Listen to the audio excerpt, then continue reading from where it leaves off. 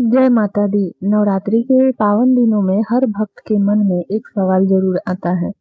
अष्टमी कब मनाएं, नवमी कब करें और कन्या पूजन का सही समय क्या है। अगर आप भी इसी भ्रम में हैं तो यह वीडियो आपके लिए बहुत महत्वपूर्ण होने वाली है। दोस्तों, चैत्र नवरात्रि 2026 की शुरुआत 19 मार्च से हो चुकी है। इन 9 दिनों में माँ दुर्गा के 9 स्वरूपों की पूजा की जाती है और अंतिम दिनों में अष्टमी और नवमी का विशेष महत्व होता है। इन्हीं दिनों कन्या पूजन, हवन और व्रत का पालना किया जाता है। लेकिन इस बार तिथियों के कारण अष्टमी और नवमी को लेकर काफी भ्रम बना हुआ है। कई लोग अष्टमी को कन्या पूजन करते हैं तो कुछ लोग नवमी को ही अधिक शुभ मानते हैं। तो आखिर सही क्या है? आइए इसे बिल्कुल सरल तरीके से समझते हैं। तो दोस्तों, सप्तमी तिथि 24 मार्च शाम 4:09 से शुरू होकर 25 मार्च दोपहर 1:50 तक रहेगी। इसलिए 25 मार्च को सप्तमी मनाई जाएगी।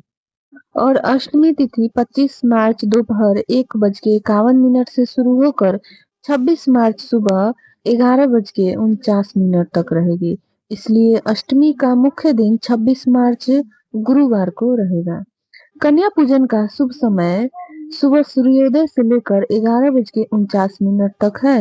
नवमी तिथि 26 मार्च सुबह 11:50 से शुरू होकर 27 मार्च सुबह 10:07 तक रहेगी। इस बार विशेष बात यह है कि 26 मार्च को ही अष्टमी और नवमी दोनों का संयोग बन रहा है। इसी कारण कई विद्वान मानते हैं कि सुबह अष्टमी पूजन और दोपहर के बाद नवमी पूजन करना श्रेष्ठ रहेगा। नवमी तिथि का महत्व इसलिए भी बढ़ जाता है क्योंकि इसी दिन भगवान श्री राम का जन्म हुआ था और इस बार अभिजीत मुहूर्त भी 26 मार्च को ही पड़ रहा है। इसलिए आप इस दिन रामनवमी का पर्व भी श्रद्धा से मना सकते हैं। अगर आप अष्टमी को कन्या पूजन करना चाहते हैं तो 26 मार्च सुबह 11:49 से पहले कर ले।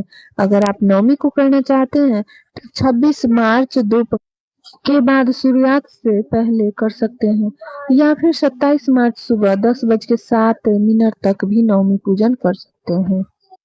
26 मार्च गुरुवार को सूर्योदय होगी सुबह 6:28 पर और सूर्यास्त होगी शाम 6:36 पर। राहु काल दोपहर 1:30 से 3 बजे तक। इस समय कन्या पूजन से बचें। ब्रह्म मुहूर्त सुबह 4:52 से 5:39 तक। वैसे तो नवरात्रि का व्रत का पारना दसवीं तिथि को करना श्रेष्ठ माना गया है, लेकिन आजकल कई भक्त अष्टमी या नवमी के दिन ही कन्या पूजन के बाद प्रसाद ग्रहण कर लेते हैं। दोनों ही विधियां मान्य है, बस श्रद्धा और नियम का पालन करना जरूरी है। तो दोस्तों, अब आप समझ गए होंगे कि इस बार अष्टमी और नवमी कब और कैसे मनानी है। कमेंट करके जरूर बताएं, आप अष्टमी पूजन करेंगे या नवमी। जय माता दी।